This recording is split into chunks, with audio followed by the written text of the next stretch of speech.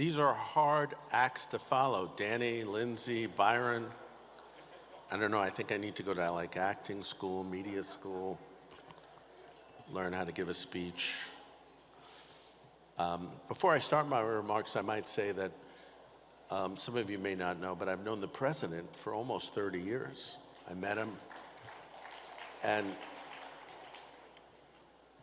I probably talked to him over the past 25 years or seen him once a week on average.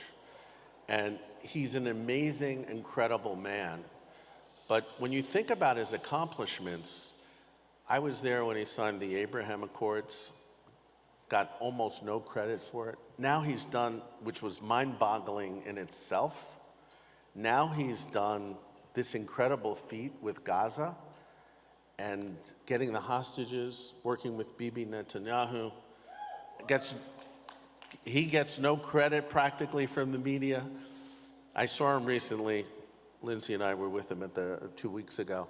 And I said, you know, the New York Times, after you cure cancer, they're going to have the headline that says, Trump failed to get FDA clearance for cancer cure. He liked that. It's an honor to be here with the Republican Jewish Coalition. Matt Brooks, Marty Olner, who invited me, and a number of people that have been, Norm Coleman, great, great Americans. It's a group that has stood with courage and conviction for the values that define America and Israel: faith, freedom, and truth. When I founded Newsmax, I wanted to build something different. A media company that speaks truth without apology, that gives a voice to those ignored or silenced by the establishment press. Today, Newsmax is one of the fastest growing media companies in America. We reach more than 50 million Americans regularly. Many of you have seen our cable channel, our streaming channel, Newsmax 2, our website. We have over 22 million social media followers. Recently, Reuters said we were one of the top news brands in America. So millions of Americans are really tuning in. And I think they're tuning in because they trust us to tell the truth. And these millions come to support our mission in many ways. Just this year, we went public at the New York Stock Exchange with a historic IPO. And these millions are tuning in because they know Newsmax doesn't run, and we tell the truth. And the truth includes standing with Israel, not just when it's easy, but when it's hard. I was only 19 years old when I first traveled to Israel to study at the Hebrew University. Menachem Begin was the prime minister at the time. I remember it very well. But I was a little shocked as a teenager discovering how many lies there were about media, in the big media, about Israel. And what's incredible is all these years later, things haven't changed.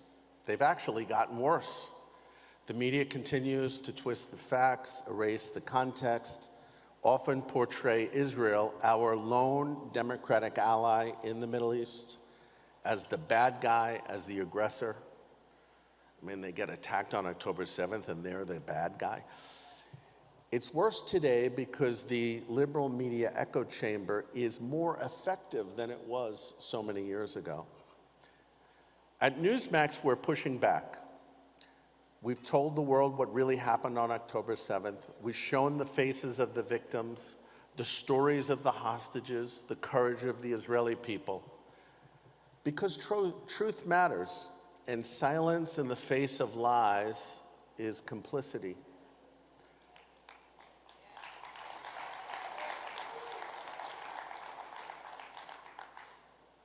On October 7th, we were all Israelis. But tonight, I want to talk to you about something else, something that's just as troubling. We expect attacks on Israel from the far left. But increasingly, we're seeing dangerous rhetoric from the right in America. Now, I don't call these people conservatives. Mark Levin's sitting over there. He's a conservative. Real conservatives don't spread hate. But some of these voices, people like Tucker Carlson and Candace Owens, have made it their mission to target Israel. All the problems of the world left in America and the world, and they're focused on Israel. You got to wonder what's going on here. They even question its right to defend itself, and they've made statements and taken actions that really undermine Israel's very right to exist. These folks are spreading old lies and anti-Semitic claims like the ones that Jews secretly control America. They control everything. Tucker recently made a post claiming Prime Minister Netanyahu is telling everyone he knows that he controls Donald Trump. He's telling everyone this. With what the source is, I don't know. Well, anyone knows, either Bibi Netanyahu or Donald Trump knows this is just absolutely ridiculous that he would be making such a claim. Today, I just saw a post this morning. I was in Los Angeles before I came here, and I looked at it, claiming that without any source, that on the days that Israel was attacking Iran, Tucker claims he had sources in the Pentagon that Israeli generals and military people were going from room to room in the Pentagon telling the American generals what to do and what they couldn't do. Bizarre, right? At first, it seems like a laughable lie, but we cannot ignore it because it's really clever propaganda by Tucker. And it's also anti-Semitism, pure and simple. Don't forget, it's the same lie the Nazis told. The Jews controlled everything. They controlled Britain. They controlled the United States. Now it's being repackaged for a new generation of Americans, amplified by millions of dollars pouring into social media from bad actors around the world. That really needs to be investigated by Congress. Some even claim, as Tucker recently did in another post, that the Bible completely got it wrong. Jews aren't the chosen people of God. Imagine that. He's now a biblical scholar, and he can overturn 2,000 years of Christian and Jewish teachings. Make no mistake about this. This is an information war we're fighting. I saw it with Ukraine. The same voices who said we shouldn't support Ukraine after Vladimir Putin's unprovoked attack are the same voices the day after October 7th saying we shouldn't support Israel. I can show you the same influences literally the day after. Somebody was coordinating this, folks. They were all saying the same thing, and their line was very clever at the time. It's not our war. We shouldn't be involved. It's very sad what happened. Over time, those arguments have become more hostile, more poisonous.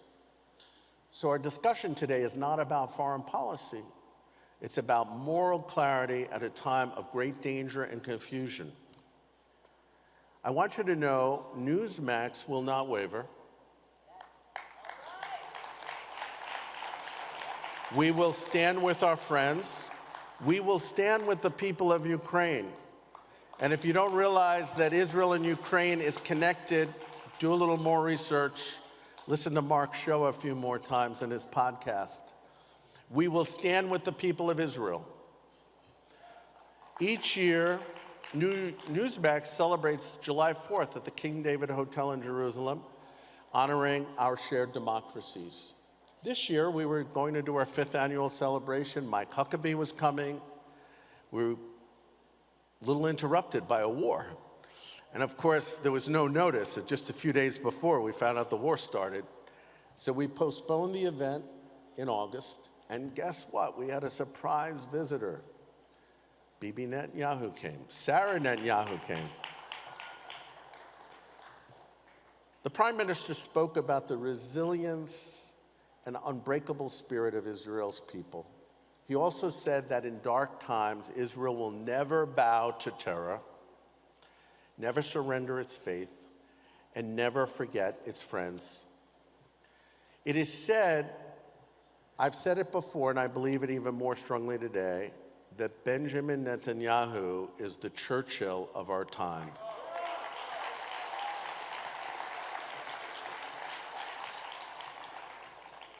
his leadership against Iran didn't just save Israel, it saved America and the West.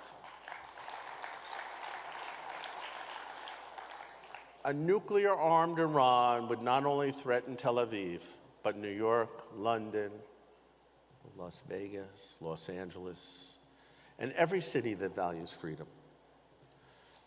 President Trump understood that. I remember at the time there were all these press reports. He didn't want them to attack Iran. I remember meeting a group of ambassadors. He said, no, he doesn't want Israel to. No, he wants Israel to defend itself. That has always been his position. President Trump's courageous decision to support Israel, to stand with Netanyahu, and to withdraw from the Iran deal earlier on, all of these choices mattered. They showed that elections in America have real consequences, not just for us, but for the entire world. So tonight, I want to thank all of you here with the Republican Jewish Coalition for your courage, your advocacy, your faith. The work you're doing matters now more than ever, because this is just not a political fight, it's a civilizational fight. The enemies of truth are loud, but together we can be louder. The enemies of Israel are relentless, but together we can be resolute. And as long as I have a platform, Newsmax will stand on the side of truth, the side of freedom, the side of Israel. And I want to thank you for standing so strong. And I want to say thank you, and God bless America, and God bless not only the state of Israel, the people of Israel, for fighting and being in the danger zone for so long. Thank you, and God bless you.